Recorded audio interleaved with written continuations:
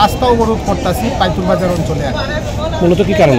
মূলত কারণ হচ্ছে কি, আমাদের এখানে দেড় মাস যাবৎ কন্টিনিউয়াসলি দেড় মাস সময়ের মধ্যে অন্তত পক্ষে 7-8 বার চুরির ঘটনা ঘটে গেছে। পাইতুর বাজার অঞ্চলটা এমনিতেই একটা ঘনবসতি অঞ্চল। এটা পাইতুর বাজার কৈলা শহরের মোটর স্ট্যান্ড, জিগজাক এরিয়া, এইরকম একটা এরিয়ার মধ্যে কিভাবে দিনের পর দিন এভাবে চুরি হয়ে যাচ্ছে।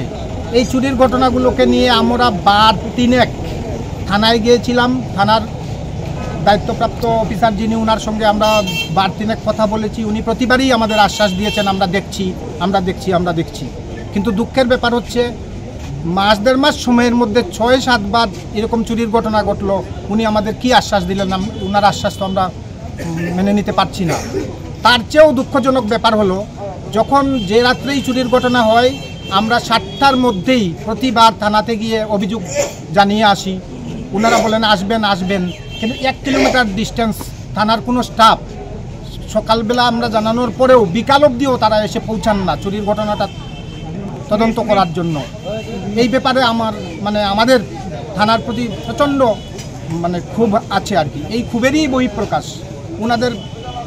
ওনাদের দায়িত্ব ওনারা আমার মনে হয় পালন করছেন না।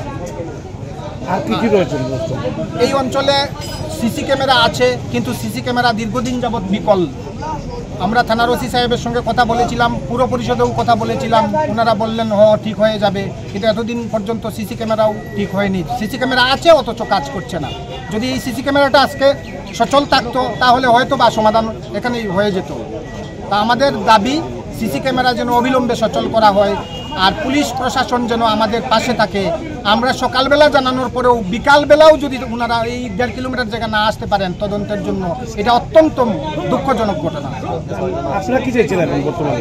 আমরা চাইছি পুলিশ প্রশাসন যেভাবেই হোক আমাদের এই চুরের হাত থেকে রক্ষা করেন, সিসি ক্যামেরাটা সচল করেন। পুলিশের পক্ষ থেকে কি প্রতিদিন রাতেবেলা কি পাহারা দেওয়া হয়? না, প্রতিদিন রাত্রেবেলা পাহারা দেওয়া হয় না।